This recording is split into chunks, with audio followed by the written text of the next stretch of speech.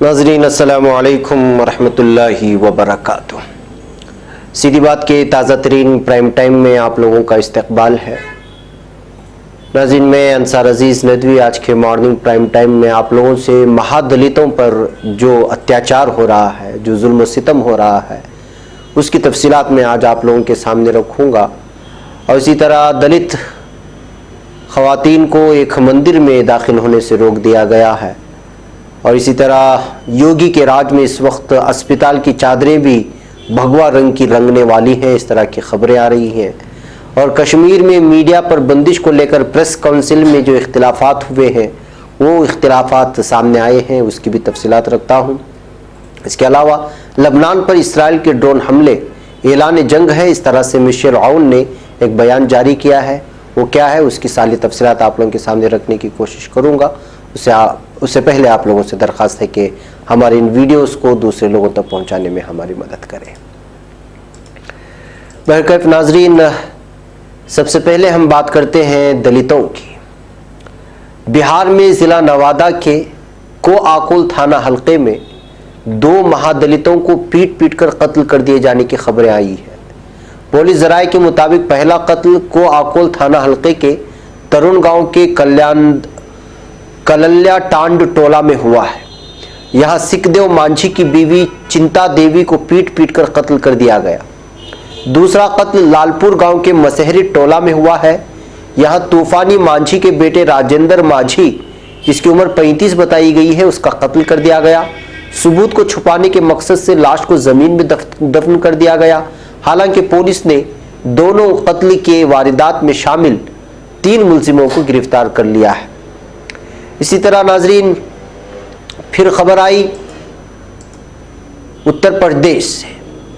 उत्तर प्रदेश में दलित खवातीन को मंदिर में जाने से रोक दिया गया। उत्तर प्रदेश की जिला रामपुर वाक़े एक मंदिर में दलित खवातीन के दाखिले पर रोक लगाए जाने का मामला सामने आने के बाद हालात कशीदा हो गए हैं। मीडिया ज़राए के मुताबिक मंदिर में पूजा करने से रोके जाने के बाद दलित खवातीन ने पुलिस में इस बात की शिकायत की है। खवातीन ने इल्ज़ाम आयद किया है कि उन्हें मंदिर में भगवान शिव की पूजा करने से रोका गया और मंदिर के पुजारियों ने शिवलिंग वाले कमरे में ताला भी लगा दिया। गीता देवी, अनीता देवी और कविता देवी ने मंदिर के पुजारियों को हरकत से नाराज होकर पुलिस में शिकायत दर्ज कराई, जिसमें उन्होंने कहा कि मंदिर कमेटी की ऊंची जात के अराकीन ने हमें मंदिर में दाखिल नहीं होने दिया। जहां पर शिवलिंग रखा गया है वहां जाने से भी रोक दिया गया। इन खवातीन ने शिकायत में मजीद कहा है कि उन्होंने ऊंची जात के लोगों ने हमसे कहा है कि मुस्तकबिल में भी किसी दलित को मंदिर में दाखिल नहीं होने दिया जाएगा। दलित खवातीन ने बाज़ाब्ता इन अशखास के नाम भी अपनी शिकायत में बताए हैं। उनका कहना है कि शिशुपाल सिंह, सोहनलाल, धर्मपाल सिंह और जयवीर सिंह ने उन्हें मंदिर में दाखिल होने से रोक दिया। वो कहते हैं कि हम अमूमन इसी मंदिर में पूजा करते रहे हैं, लेकिन इतवार को हमें याद दिलाया गया कि हम दलित तबके से हैं और हमें मुस्तकबिल में कभी मंदिर में दाखिल नहीं होने दिया जाएगा। दलित खवातीन का ये भी कहना है कि शिशुपाल और उनके साथियों ने मिलकर मंदिर की इस जगह पर ताला लगा दिया जहाँ शिवलिंग रखा गया है। इस दौरान उन्होंने हमसे बहस भी की। दूसरी तरफ शिशुपाल ने अपने ऊपर लगाए गए इल्जामात को मुस्तरद कर दिया है। उन्होंने कहा कि हाँ, हमने मंदिर में शराबियों को दाखिल होने से रोका था। ये खवातीन उन शराबियों की फैमिली है, इसलिए हम पर झूठे इल्जामात लगाए जा रहे हैं।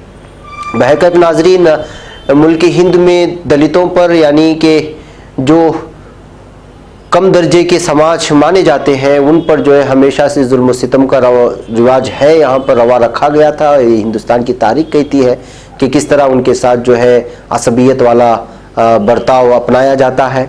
अब ये आजकल के दिनों में बहुत ज़्यादा ही हो गया है। कल के प्राइम टाइम में भी हमने बताया था कि किस तरह अम्बेडकर की जो है मुजस्समे के सर को तोड़ने की कोशिश की गई थी कुछ ऊंचे जात के सरफरे नौजवान या फिर शरपसंद अनासिर की जानिब से।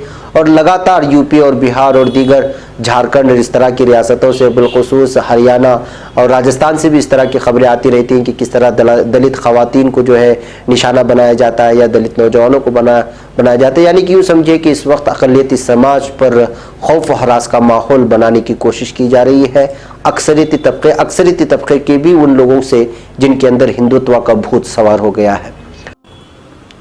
मुअज़्ज़ज़ व मुकर्रम सीधी बात के नाज़रीन, सीधी बात के इश्तिहारी मेंबरशिप कार्ड से जुड़िए और अपने कारोबार समेत अपने तालीमी व दीगर इदारों को मजबूत कीजिए।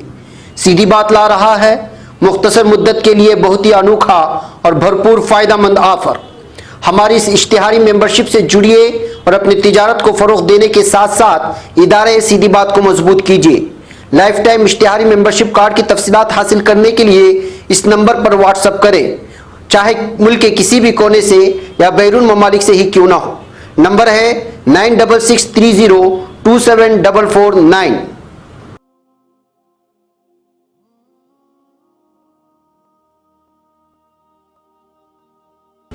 बहरकैफ नाज़रीन, अब हम बात करते हैं योगी राज की। जी, उत्तर प्रदेश के वज़ीर आला योगी आदित्यनाथ के ज़माने में या उनके दौरे हुकूमत में तरक्यात के काम हो ना हो, लेकिन रंग बदलवाने और नाम बदलवाने के काम बहुत ज़्यादा हुए हैं। मंगल के रोज़ रायबरेली के दौरे पर है वो इस वक्त, लेकिन इससे कबल ज़िला अस्पतालों के वार्डों में भगवा रंग की धारियों वाली चादर बिछाई गई है। हालांकि chief medical superintendent doctor N K Srivastava ने कहा है कि बेडशीट के बारे में कुछ भी हैरतअंगेज नहीं है। चीफ मेडिकल सुपरिटेंडेंट ने मीडिया को बताया कि हर दिन चादरों को बदलने की बात है और ये रोजाना बदली जा रही हैं या नहीं, यकीनी करने के लिए बेडशीट का रंग कोडिंग किया गया है। हालांकि जराये ने कहा है कि ऐसा पहली बार हुआ है जब भगवा रंग की चादर का इस्तेमाल अस्पताल में किया गया। इम्कान है कि वज़ीर आला अस्पताल का अचानक दौरा करें, हालांकि यहाँ का दौरा उनके प्रोग्राम का हिस्सा नहीं है। बताया जा रहा है कि वज़ीर आला योगी राणा बीनी माधव सिंह की मूर्ति पर गुलपोशी करने के लिए रायबरेली आ रहे हैं। वो शहीद चौक पर भी खिराज अकीदत पेश करेंगे और फिर लखनऊ लौटने से पहले यहाँ एक दीगर तकरीब में हिस्सा लेंगे। इससे पहले ही वहाँ के अस्पतालों में चूंकि उनका दौरा हो सकता है, इस वजह से चीज़ों को भगवा करने की कोशिश की जा रही है, इस तरह कहना है। जबकि ये भी कहा जा रहा है कुछ खबरों के जराये के जरिए से कि अस्पताल में भी इस वक्त चादर पर भगवा रंग चढ़ाने की कोशिशें की जा रही है। बहरकैफ नाज़रीन, अब आगे बढ़ते हैं, हम कश्मीर की बात करते हैं। कश्मीर के हालात के सिलसिले में तो कल भी आप लोगों ने सुना था कि क्या वहाँ के हालात है मुख्तलिफ खबरों की जानिब से। अब जम्मू कश्मीर में बदले हालत और कश्मीर में लगातार जारी पाबंदियों में मीडिया पर भी कदगन को लेकर प्रेस काउंसिल के ताज़ा रुख पर काउंसिल में इख्तिलाफात उभर कर सामने आए हैं। कमेटी के कुछ अराकीन का कहना है कि प्रेस काउंसिल के चेयरमैन रिटायर्ड जस्टिस सी के प्रसाद ने हाल ही में सुप्रीम कोर्ट में जो हलफनामा दाखिल किया है उस पर उन्होंने कमेटी में कोई मीटिंग ही नहीं की। अराकीन का कहना है कि ऐसा करना उसूल ज़वाबित की खिलाफ वर्जी है। वाज़ेह है कि कश्मीर टाइम्स की एग्जीक्यूटिव एडिटर अनुराधा भसेन ने कश्मीर में मीडिया पर लगी पाबंदी के खिलाफ 10 अगस्त को सुप्रीम कोर्ट में एक अर्जी दाखिल की थी। इसी अर्जी में मुदाखलत करने की इजाज़त देने और काउंसिल को भी एक फरीक बनाने की गुजारिश करते हुए प्रेस काउंसिल के सरबराह ने सुप्रीम कोर्ट में एक हलफनामा दाखिल किया है।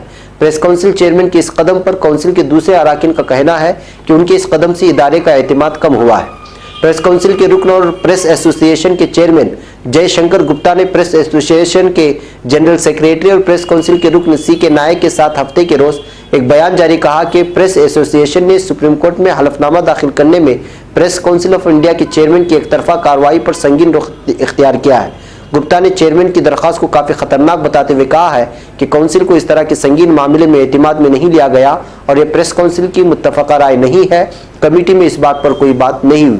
जयशंकर गुप्ता ने कहा कि चेयरमैन को अगर इतनी जल्दी थी तो उन्हें इस इशू को 22 अगस्त को हुई कमेटी मीटिंग के एजेंडे में रखना चाहिए था। बहरकैफ नाज़रीन, दोनों किस्म की बातें इस वक्त कश्मीर को लेकर के सामने आ रही हैं। कोई 370 आर्टिकल को हटाने को जायज़ करार देता है, कोई उसको कानून के खिलाफ कहता है। अब ये प्रेस काउंसिल में भी चूंकि इसकी जानिब से ऑब्जेक्शन किया गया था, अब उसी में मौजूद कुछ वो लोगों ने इस पर ऑब्जेक्शन किया है।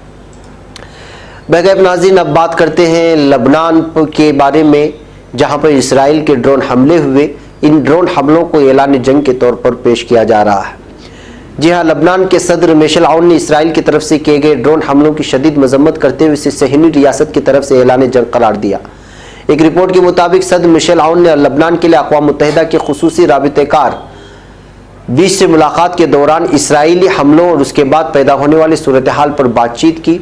उन्होंने कहा कि लबनान में अज़्ज़ाहिया और क़ूसिया के मकामात पर इसराइली फ़ौज के ड्रोन हमले अक़वाम मुत्तहिदा की करारदाद 1701 की खुली खिलाफ वर्जी है। उन्होंने कहा कि लबनान में ड्रोन हमलों को इसराइल का ऐलान जंग तस्वुर किया जाएगा। लबनानी सदर ने वाज़ेह किया कि इसराइली रियासत की तरफ से जारियत के खिलाफ लबनान को अपने दिफा का हक़ हासिल है।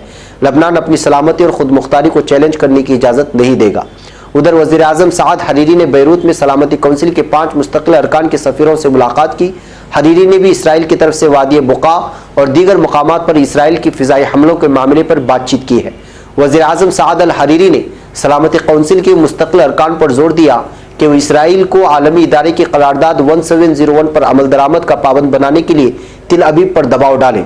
साद हरीरी का कहना था कि इसराइल को मासूम लबनानी आवाम का खून बहाने की इजाज़त नहीं दी जाएगी। ख्याल रहे कि इसराइली फौज ने इतवार के रोज़ लबनान की वादी अल-बुका और दीगर मकामात पर बमबारी की थी। इसराइल ने इस बमबारी और ड्रोन हमलों में ईरान और हिजबुल्लाह के असलहा मराकिज़ को निशाना बनाने का दावा किया है।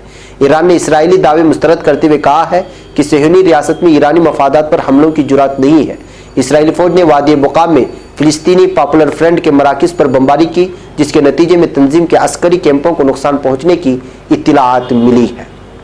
भाई नाज़रीन, मशरिक़ वस्ता में इस वक्त हालात बड़ी तेज़ी के साथ जो है ख़राब होते हुए जा रहे हैं और इसराइल जो है वो अपनी जुल्म और अपनी बर्बरियत में आगे बढ़ता जा रहा है।